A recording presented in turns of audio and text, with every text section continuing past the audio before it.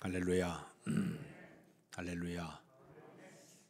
지난 주일날 우리 그리스도인들은 이 세상을 살아가면서 두 가지의 삶을 살아가야 된다 말씀을 전달했습니다.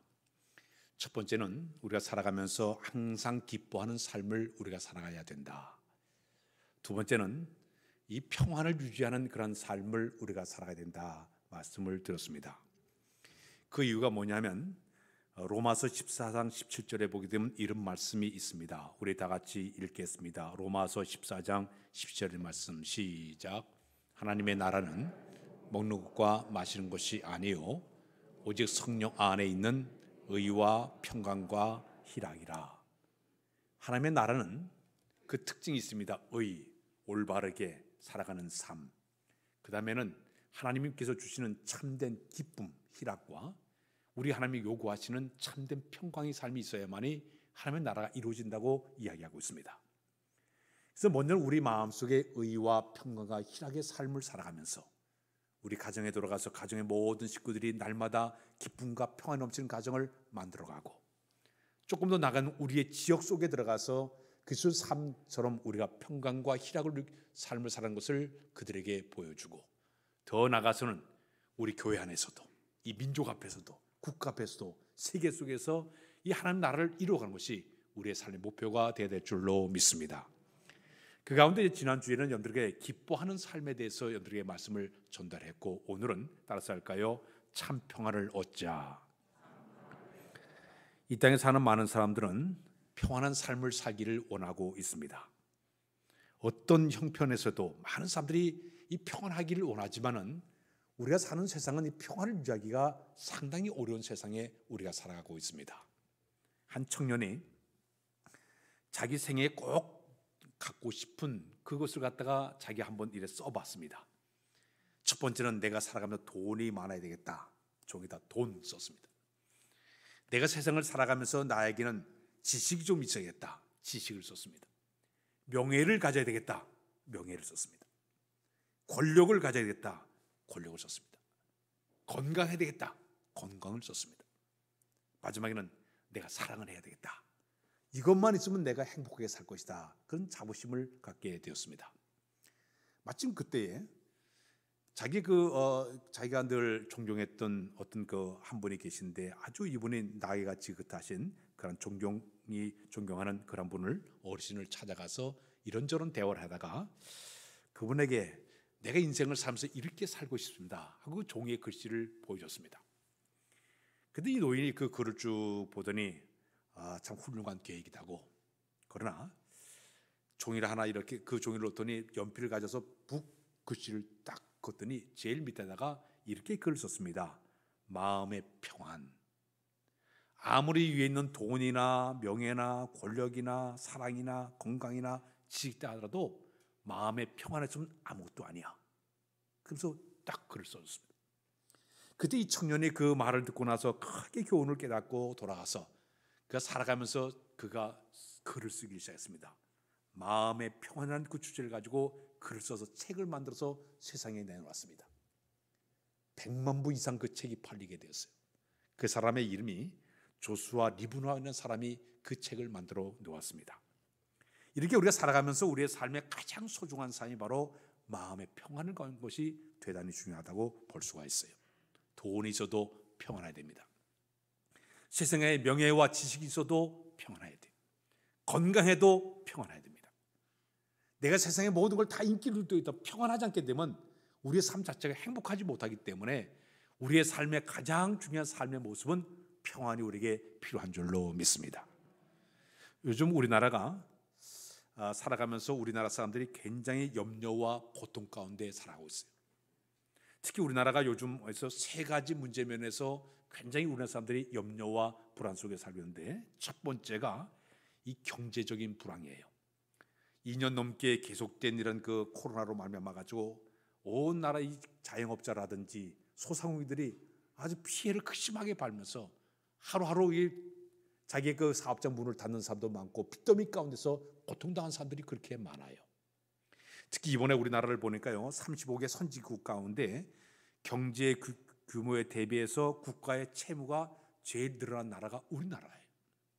천조 원 넘게 지금 빚을 지고 있습니다. 나라 위기를 가져온다는 이런 그 심한 그런 고통을 우리나라가 받고 있어요. 이처럼 우리가 이 현실을 살아가면서 사람들이 경제적인 불안 때문에 염려와 불안이 우리나라 삶 가운데 있고요. 두 번째, 안보 문제가 우리나라 가운데 굉장히 심각한 거 있습니다. 얼마 전에 러시아가 우크라이나를 쳐들어와 가지고 지금 전쟁 중에 있지, 교전 중에 있지 않습니까?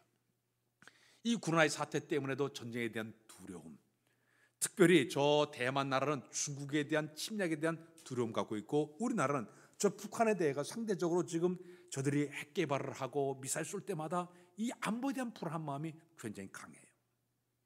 이번에도 한번 대선 앞에 놓고 안보 문제를 가지고 치열하게 좀 대항하고 있지 않습니까?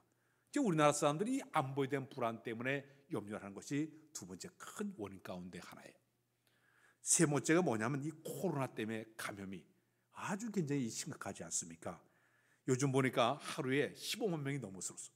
하루에 15만 명. 이 대전 지역도 뭐 3천 명, 뭐 몇 명씩 막 불어오고 있지 않습니까? 우리 교인들 보니까 한 7, 8가정이 지금 확진자가 나와가지고 교회도 못해. 오늘 보니까 많은 사람들이 비어 있는데, 이렇게 코로나에 대한 위기 속에서 사람들이 고통, 이렇게 하루하루 살아오고 있지 않습니까? 그 외에도 우리가 살아가면서 우리가 아침에 신문이나 라디오나 TV를 틀게 되면 매일 강도 사건, 살인, 강간, 폭행 뭐 여러 가지 이 때문에 우리 마음속 늘 불안 속에서, 염려 속에서 우리가 살아가고 있어요. 미국의 시인 가운데 오드라는 사람이 그런 얘기를 했습니다. 현 시대는 불안과 염려의 시대라고 얘기를 했어요. 옛날보다 이렇게 풍족하게 잘 먹고 잘 사는데도 이상하게 이 걱정거리가 더 많아지고 근심거리가 더 많아져요. 불안 속에 사람들이 살아가고 있다는 얘기입니다. 서울대병원에서 하루에 평균 12명 정도 되는 사람들이 정신질환 이 진료소를 찾아오고 있다래요. 이 사는데 너무나 불안과 염려가 많기 때문에 이 심각한 이 정신병 때문에, 질환 때문에 고통을 받는 사람들이 그렇게 많아졌다고 이야기합니다. 세계에서 제일 잘 산다는 미국 같은 나라도 수면제의 종류가 200가지가 된다고 합니다. 사람들이 불안과 긴장과 초조와 걱정과 그것이 많이 있다 보니까 밤잠 이루질 못하는 거예요. 수면제 없이는 잠을 못 자는 거예요. 계속 수면제를 먹다 보니까 면역력이 생기니까 잘 안 들게 되니까 또 다른 수면제, 또 다른 술, 자꾸 손을 대다 보니까 수면제로 밤을 지는 사람들이 그렇게 많이 있다고 그래요. 1년 동안의 수면제 사용량을 보니까 돈을 25억 불 정도의 수면제 값으로 들어간다고 얘기합니다. 밤을 이루지 못하는 거예요. 불안과 염려와 이런 그 고통 가운데 사람들이 살아가고 있어요. 그럼 사람들이 살아가면서 왜 이렇게 불안과 염려가 그 마음속에 있을까요? 성경을 보면 우리 하나님께서 우리에게 주신 메시지가 있습니다. 전도서 7장 13절로 14절에 이런 말씀이 있습니다. 우리 다 같이 읽고 시작. 하나님께서 행하신 일을 보라. 하나님께서 굽게 하신 것을 능히 곱게 하겠느냐. 형통한 나라는 기뻐하고 곤고한 나라는 되돌아 보아라. 이 두 가지를 하나님이 병하게 하사 사람이 그의 장래일을 능히 헤아려 알지 못하게 하셨느니라.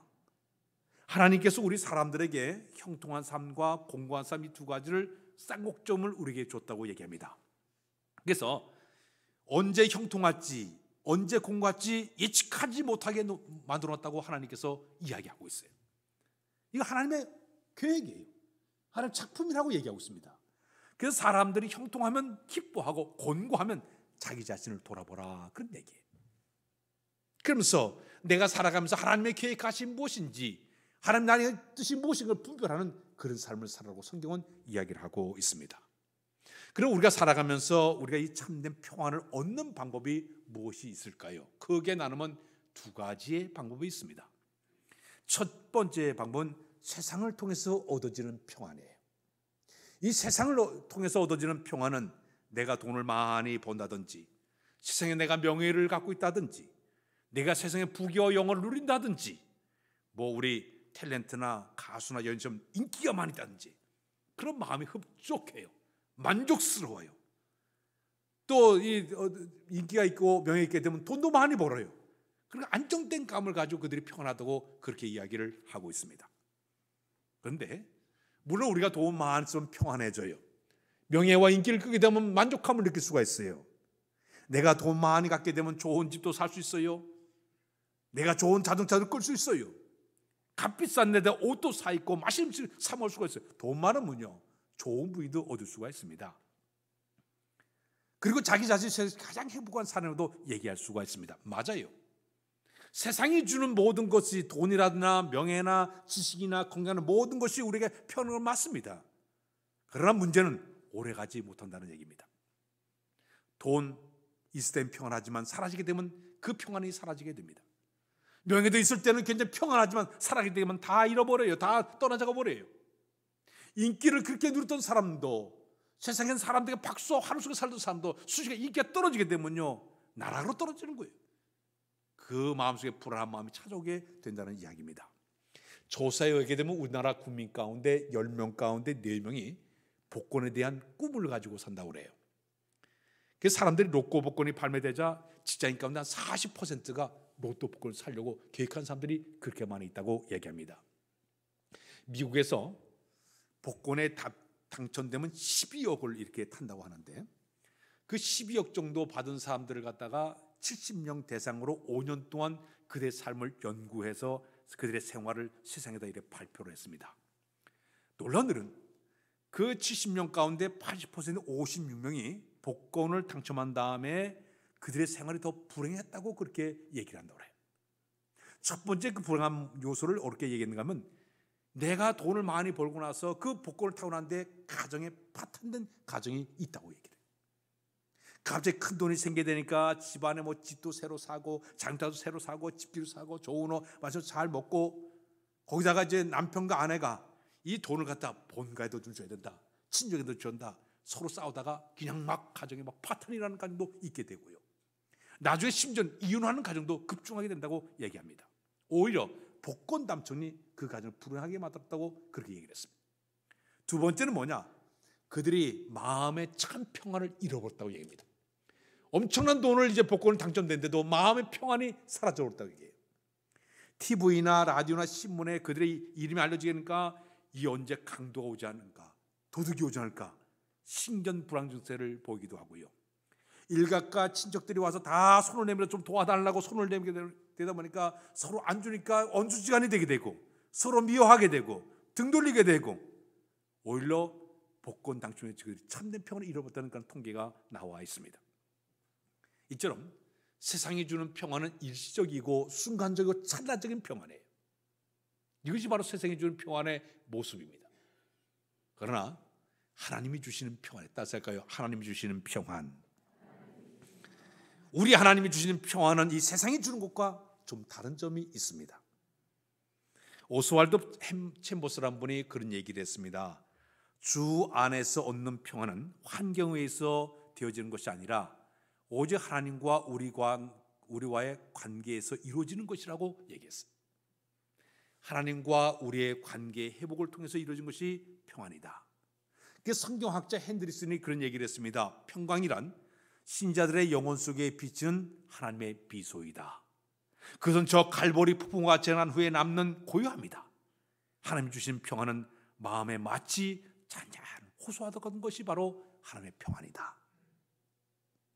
이 땅에서 주어지는 환난이나 고통이나 염려와 근심이 생길 때에 그 문제를 가지고 하나님 앞에 나가서 내가 맡기고 그리고 그 앞에 나가서 내가 모든 문제를 맡기고 기도하는 순간 세상이 줄 수 있는 평안이 우리 마음속에 찾아온다고 이야기를 하고 있습니다. 이 평안의 모습은 어떤 평안이냐?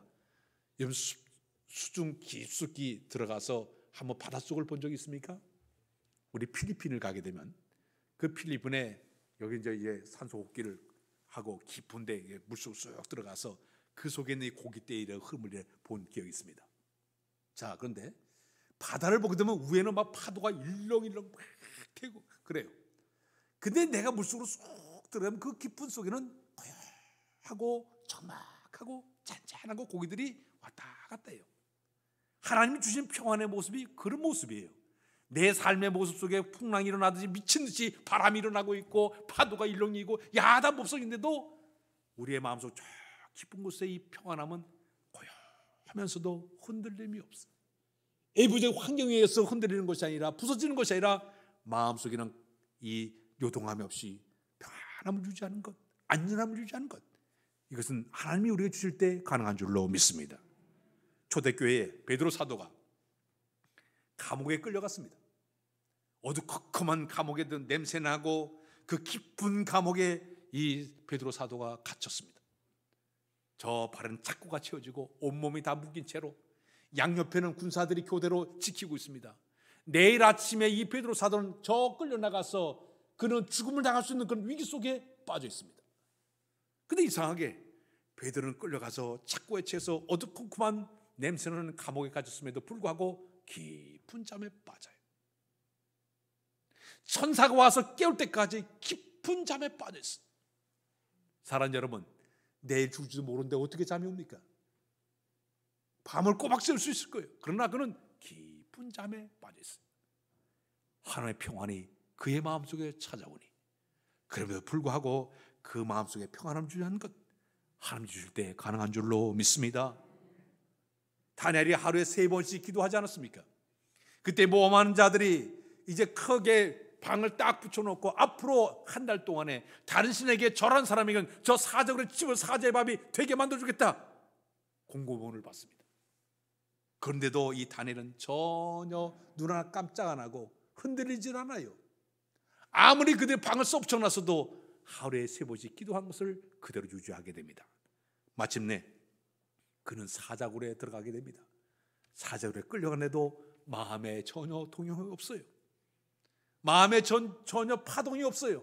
묵묵하게 그대로 사자굴로 들어가니 우리 하나님께 사자의 입을 막으사 건져준 줄로 믿습니다.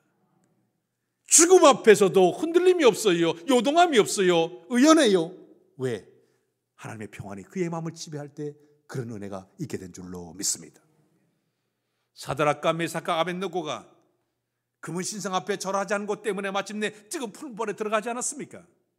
그럼에도 불구하고 그들은 전혀 요동함이 없어요. 흔들림이 없어요. 알았다 하고 3명이 불을 향해서 들어가지 않습니까?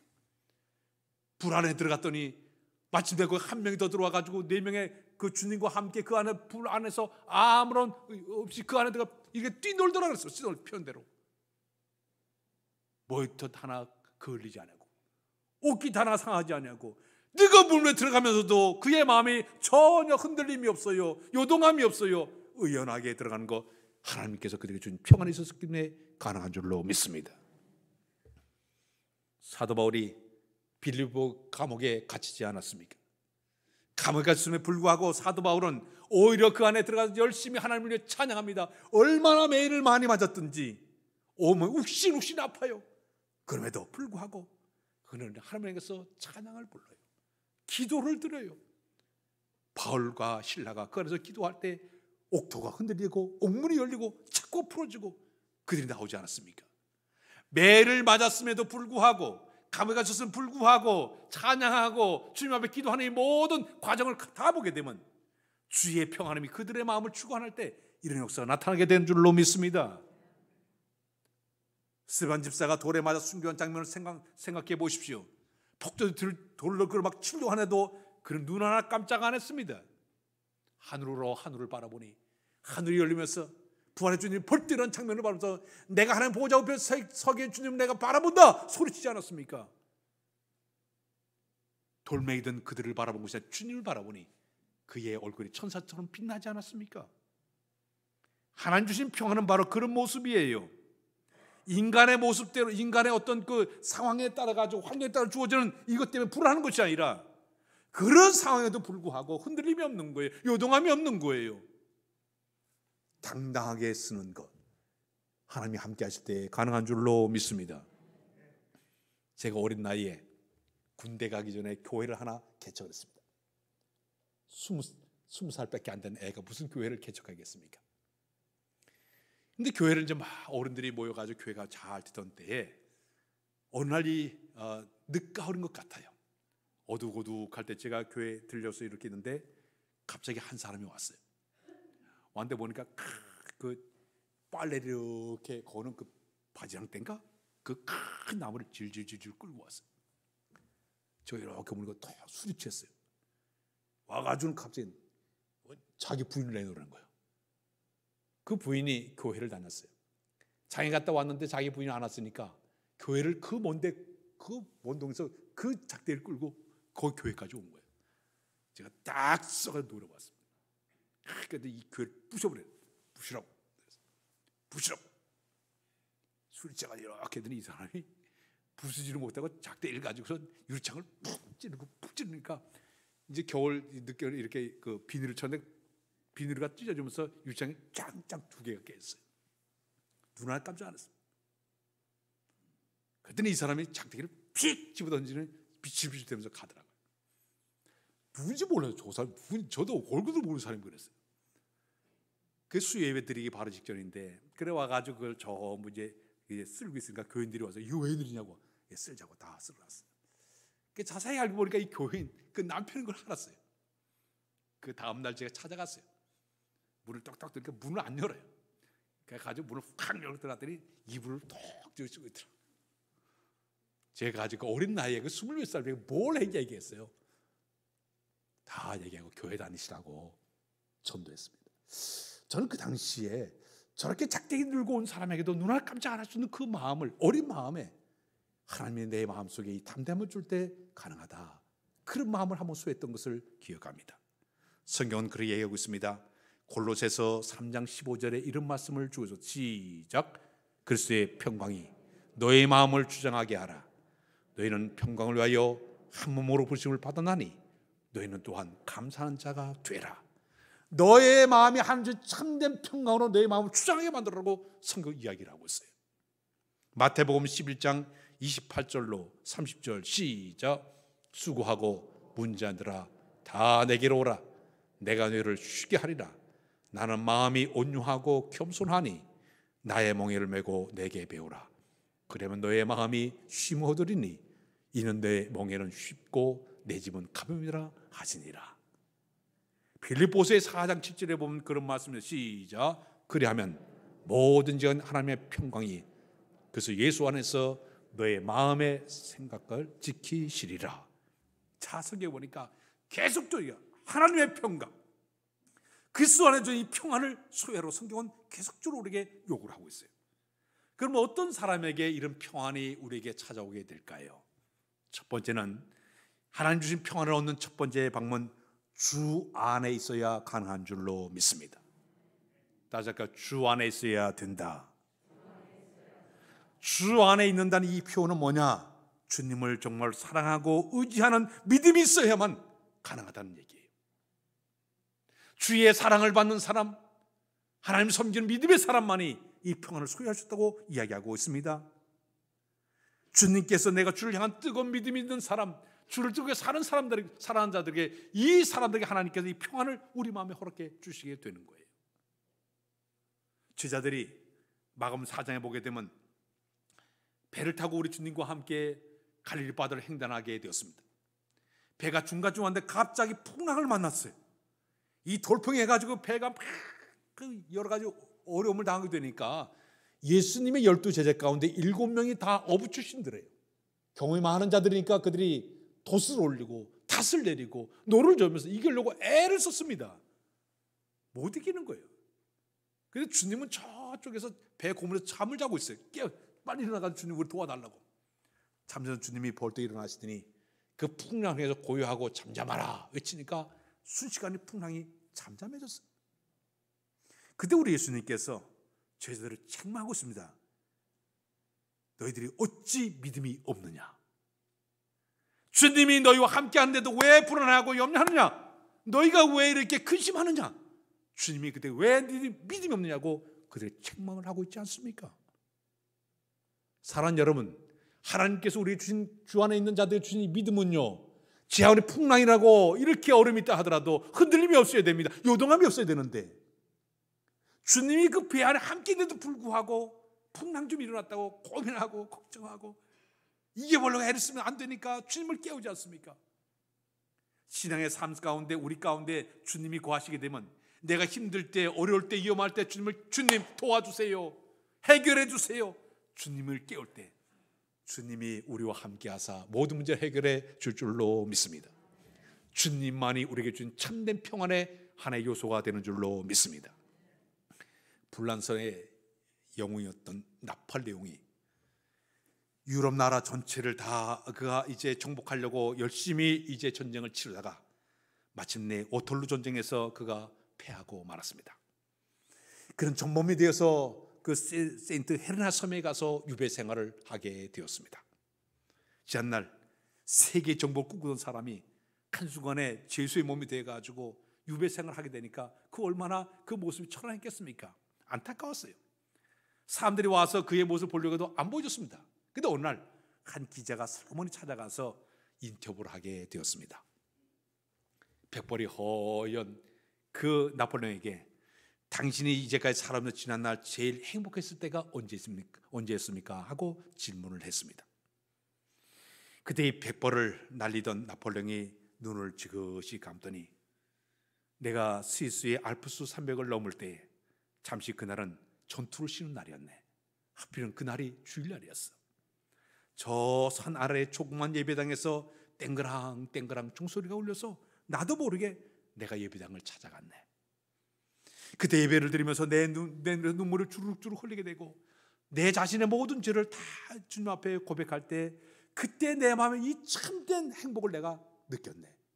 내 인생 가운데 그때가 가장 행복했네. 그렇습니다. 사랑하는 여러분, 참된 행복, 참된 평안은 주님이 주셔야 가능한 줄로 믿습니다. 신학자 오거스틴이 그런 얘기했습니다. 자신이 주님의 품 안에 안긴 후에야 참된 평을 느꼈다고 얘기했어요. 찬양 우리 불러볼까요?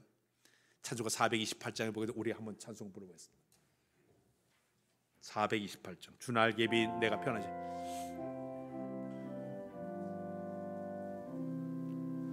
주 날개미 내가 편안히 쉬네. 밤 깊고 비바람 들어줘도 아버지께서 날 지켜주시니 거기서 평안히 쉬리로다. 주 날개미 평안하다. 그 사랑 끈을 짜리요. 날개미 내 쉬는 영혼 영원히 거기 3절 주 날개미 참된 기쁨이 있네. 고달픈 세상길 가는 동안 나 거기 숨어 돌보심을 받고 영원한 안식을 얻으리라. 주 날개미 평안하다. 그 사랑 끈을 짜니요. 날개미 내 쉬는 영혼 영원히 거기서 살리. 암탉이 평화를 품에 안는 것처럼 우리가 주의 품 안에 있을 때 참된 평안을 느끼게 될 줄로 믿습니다. 두 번째, 우리가 참된 평안을 얻는 두 번째 방법은 우리 마음속에 이 탐심과 욕심을 버릴 때 가능합니다. 아담과 하와가 죄를 지을 때는 참 평안이 있었습니다. 그러나 사단의 꼬임받아서 마침내 죄를 범하자 그들의 마음속에 이 하나님의 심판에 대한 두려움이 그들의 마음을 지배하니까 이 마음의 불안한 소주, 심판에 대한 이 불안함이 그의 마음을 지배하지 않았습니까? 사단은 우리 마음속에 온갖 탐심과 욕심과 교만을 집어넣어서 우리의 마음의 이 평안을 깨트리려고 노력하고 있습니다. 그러나 내 마음속에 이 탐심과 욕심을 다 던져버릴 때 그때 하나님 주신 참된 평안이 우리 마음속에 찾아오게 될 줄로 믿습니다. 사도 바울은 디모데전서 6장 6절로 8절 시작. 그러나 자족하는 마음이 있으면 경건 큰 유익이 있느니라. 우리가 세상에 아무것도 가지고 온 것이 없음에 또한 아무것도 가지고 가지 못하리니 우리가 먹을 것과 입을 것이 있은즉 족한 줄로 알 것이니라. 우리 마음의 탐심과 욕심을 다 던져버리고 주님 한번 만족하면서 이 자족하는 사람들에게 하나님께 그의 마음속에 참된 평안을 선물로 줄 줄로 믿습니다.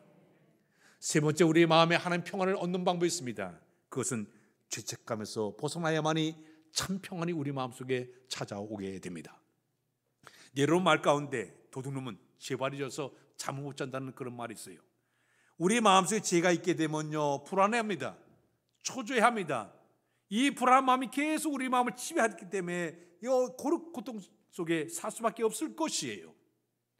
사도 바울, 우리가 다 아는 이 다윗은요, 하나님께 범죄한 다음에 그의 마음의 표현을 이렇게 얘기하고 있습니다. 시편 30편 3절과 4절 시작. 내가 입을 열지 않을 때에 종일 신음함으로 내 뼈가 서해였도다.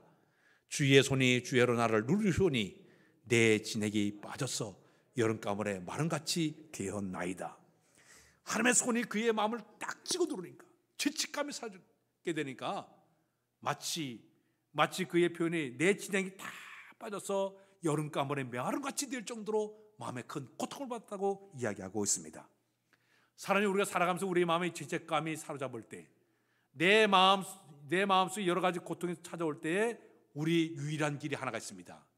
내 모든 죄의 문제를 가지고 주 앞에 나가서 내 마음속의 죄를 고백을 할 때 우리 하나님 우리의 죄를 용서하사 우리만 참된 평안을 허락해 줄 줄로 믿습니다. 성경 말씀에 요한일서 1장 9절에 그런 말씀이 있습니다. 우리 요한일서 1장을 시작. 만일 우리가 우리 죄를 자백하면 그는 미쁘시고 의로우사 우리 죄를 사하시며 우리를 모든 불의에서 깨끗하게 하실 것이요. 내 마음속에 죄책감이 사라지는 그 순간 우리 마음에 참된 평안이 우리에게 찾아오게 될 줄로 믿습니다. 네 번째는 하나님과의 관계를 온전히 맺어야만이 참 평안을 얻을 수가 있습니다. 요한복음에 15장 5절에 그런 말씀이 있습니다. 우리 시작. 나는 포도나무요 너희는 가지라. 그가 내 안에 내가 그 안에 거하면 사람이 열매를 많이 맺는 나를 떠나서 너희가 아무것도 할 수 없음이라. 하나님과의 관계가 잘 회복돼야만이, 하나님과 연결이 돼야만이 하나님 주신 참된 평안을 소유할 수 있는데, 내가 주의 품을 떠나게 되면 이 평안을 유지할 수가 없어요. 불안해요. 어린아이가 어머니의 품을 떠나게 불안하지 않습니까? 긴장하지 않습니까? 동물도 새끼가 어머니 품을 떠나게 되면 다 불안해요. 마찬가지예요. 신앙도 마찬가지예요.